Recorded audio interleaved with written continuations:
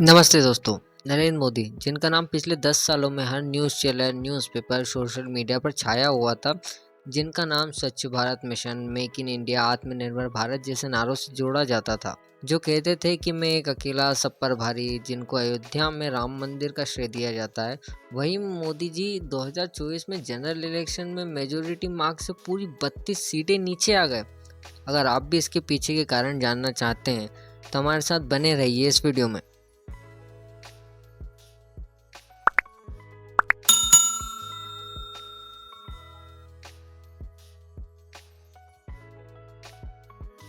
जैसा कि आप जानते हैं कि हाल ही में हमारे देश में लोकसभा के चुनाव हुए, जिसमें नरेंद्र मोदी की पार्टी बीजेपी को 240 सीट्स मिली और उनके गठबंधन एनडीए को 291।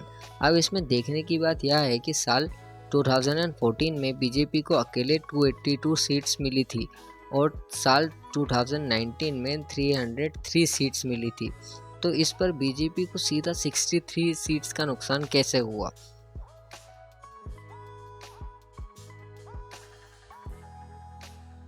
1991 से हम भारत में लगभग गठबंधन की सरकार देख रहे हैं। वहीं 2014 में नरेंद्र मोदी भारत के प्रधानमंत्री बनते हैं, ठीक जब से न्यूज़ चैनल और न्यूज़पेपर और बाकी सोशल मीडिया प्लेटफॉर्म पर सरकार से ज़्यादा नरेंद्र मोदी का चेहरा रखा गया, जैसे अनाज की बोरी पर, पेट्रोल पंप की होर्डिंग्स पर और बाकी सब जगह हमने सिर्फ नरेंद्र मोदी का चेहरा देखा।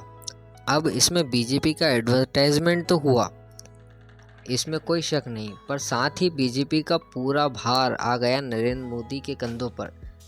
जिससे हुआ ये कि अगर नरेंद्र मोदी की पॉपुलैरिटी कम होती है तो फिर बीजेपी की भी पॉपुलैरिटी भी कम होती है। जैसे हाल ही में ध्रुव राठी जैसे यूट्यूबर्स की वीडियोस और राहुल गांधी की यात्राओं से जो फ़र्क नरेंद्र मोदी की इमेज पर पड़ा, उसका सीधा असर पड़ा बीजेपी पर। और पिछले 10 सालों में लोकल नेताओं ने काम पर ज़्यादा ध्यान ना देकर नरेंद्र मोदी के नाम पर वोट मांगे। और ऐसे कई नेता हैं जो जीतना डिज़र्व नहीं करते, फिर भी नरेंद्र मोदी की पॉपुलैरिटी के चलते जीते। और इस बार जब बीजेपी ने कई नेताओं को रिपीट किया जिन्होंने अपने क्षेत्र में काम नहीं किया था, उनका काम देखकर लोगों ने वोट दिया, ना कि मोदी जी को देखकर।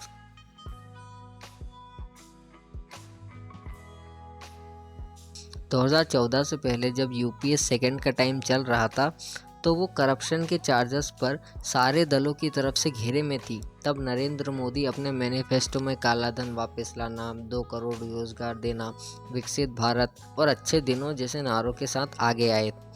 काले धन के नाम पर जो हम 500 और 1000 के नोट हुआ करते थे, वो बंद किए गए। उस समय मार्केट में इनकी वैल्यू थी 15.44 ट्रिलियन इंडियन रुपीज़, जिसमें से 15.28 ट्रिलियन वापस आ गया, मतलब 98.96% वापस आ गया। मतलब नोटबंदी लगभग एक नाकामी थी। दूसरी बात 2 करोड़ रोजगार की, जो युवाओं को आकर्षित लगा। उस 2 करोड़ रोजगार का तो पता नहीं, पर रोजगार के घटने की और डेली वेजेस के घटने की खबरें आने लगी।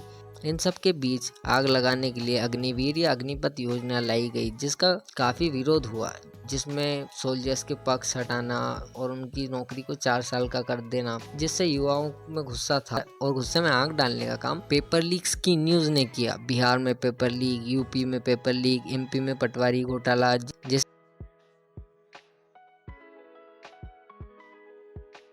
ये बात इस बात पर आ जाती है कि मनमोहन सिंह की सरकार में महंगाई कम थी, पर बात असलियत में यह है कि कई जगह पर नरेंद्र मोदी की सरकार ने भी अच्छा काम किया है, जिस पर अगर बात की जाए तो वो बहुत आर्टिकल और न्यूज़ है। पर हमारे टॉपिक से जो रिलेटेड है वो है कि ग्राउंड पर लोगों को क्या अपीलिंग लगा। जैसे गैस सिलेंडर 400 का हुआ करता था तब, जब पूर्व सांसद स्मृति ईरानी सड़क पर बैठ जाती थी, और अब सिलेंडर 1100 पार है। वहीं पेट्रोल जो 70-80 के बीच हुआ करता था, अब सेंचुरी लगा चुका है। वैसे ही कई बेसिक एमिनिटीज़ पर टैक्स बढ़ाना, उन सब चीज़ों पर भाव बढ़ाना, उस पर आग लगाने का काम किया है जीएसटी ने, जिससे लोगों में नाराज़गी और ज़्यादा बढ़ गई।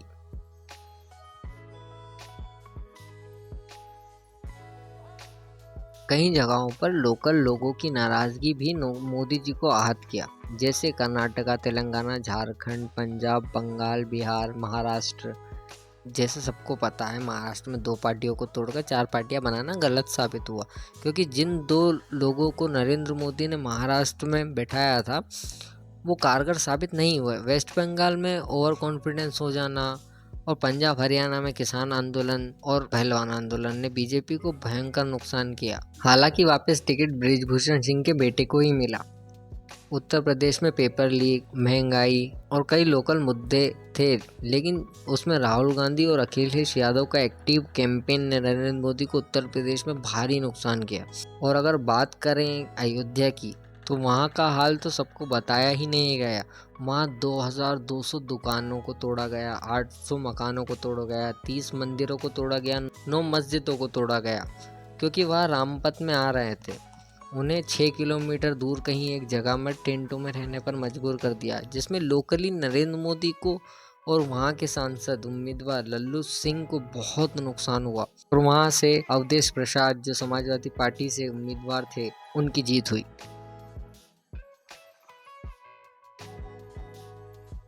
सेंट्रल पॉलिटिक्स की जगह जो रीजनल पॉलिटिक्स में फेरबदल हुआ, उन सब फैक्टर्स ने भी नरेंद्र मोदी को डायरेक्ट या इनडायरेक्ट नुकसान तो किया है। जैसे जितना मजबूत स्ट्रक्चर बीजेपी का नॉर्थ इंडिया में है, उतना मजबूत स्ट्रक्चर बीजेपी का साउथ इंडिया में नहीं है।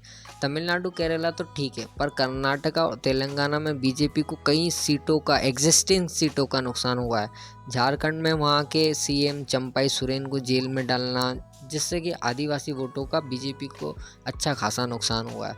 महाराष्ट्र में आपस में लड़ाई थी असली और नकली के बीच में, जैसे असली शिवसेना कौन, नकली शिवसेना कौन, असली एनसीपी कौन, नकली एनसीपी कौन। इसमें ज़्यादातर फ़ायदा इंडिया अलायंस को ही हुआ है।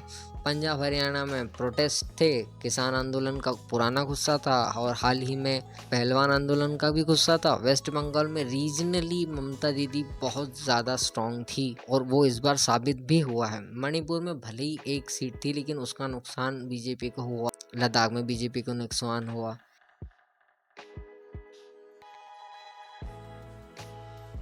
कई जगहों पर जब बीजेपी का जीतना लगभग तय ही था, वहां भी बीजेपी हार गई।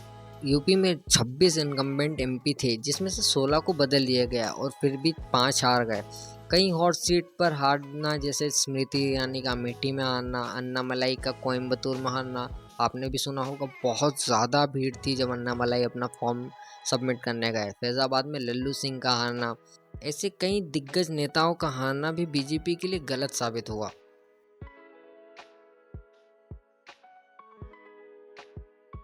पिछले 10 साल के मुकाबले इस बार ऑपोजिशन बहुत अच्छे से स्ट्रक्चर्ड था।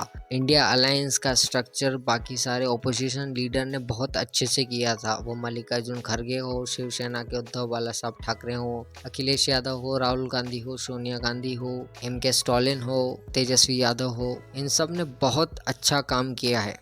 और साथ ही में लोगों से इन्होंने बहुत अच्छे से जुड़े हैं। यूपी में अखिलेश यादव और राहुल गांधी की जोड़ी ने भी बहुत अच्छा काम किया।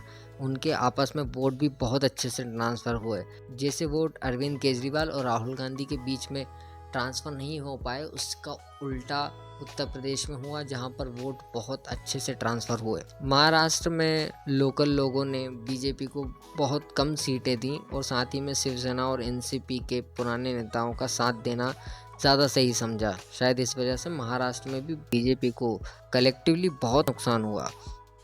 कांग्रेस का पिछले 10 सालों से इस बार बहुत अच्छा कमबैक रहा।